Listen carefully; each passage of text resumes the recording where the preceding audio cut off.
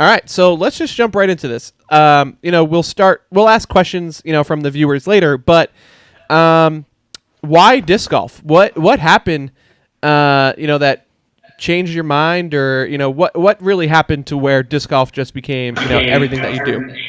Yeah, I mean, I fell in love with ultimate frisbee first. Obviously, I played pretty much everything growing up, from golf to tennis to cross country, flag football. I don't think I actually ever played tackle.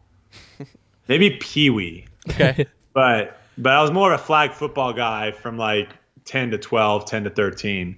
But once I got into college, I really kind of fell in love with ultimate frisbee. Mm-hmm. And then I did ultimate frisbee for up until like a couple years ago. And it wasn't really until my injuries started kind of piling on that I needed to actually start thinking about my body and like just my future. Like, how do I want to be in 20 years from now?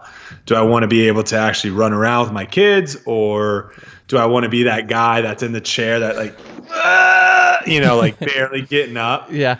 So ultimate really had a lot of wear and tear on my body. And it really started with my first injury in 2012. Up until that point, I just had a couple nicks and stuff, nothing to really actually keep me out of playing. And then once I had 2012, I don't think I ever really fully recovered from that. Ended up messing up my other knee, ended up messing up my knee again. And it just, we've all played sports injured, and it's literally or sick. Everyone's played a sport sick. It's literally the worst because you feel slower. You're like, oh man, I can definitely do that, but I can't do it today. So at that point, I needed to make a switch.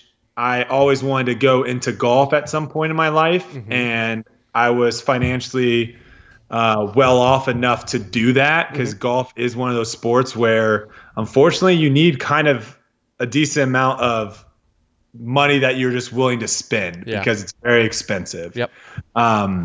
So I gave that a good run for a while, and then finally, I don't know if there was like this aha moment of, oh, let me give disc golf a try, but I finally just like was open to the idea of like, let me see if disc golf is something that I'd enjoy doing. And it turned out it was. And I think I never gave it a real chance because it was kind of like tennis and ping pong, or tennis and racquetball, or I'm trying to think of some other sports that are like similar but enough different to where if you do the other one, it's going to mess up the one that you're doing professionally. Yeah, it's like baseball and wiffle ball.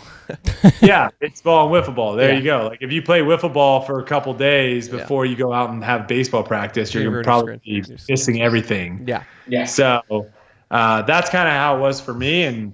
But ever since I kind of, it's funny too, because January 1st was really the first day that I actually started playing disc golf. So it's easy for me to keep track of how long I've been playing for. If anyone ever asks, it's like, oh, January 1st, 2020. But yeah, it's been an absolute blast so far. So have you stopped yet?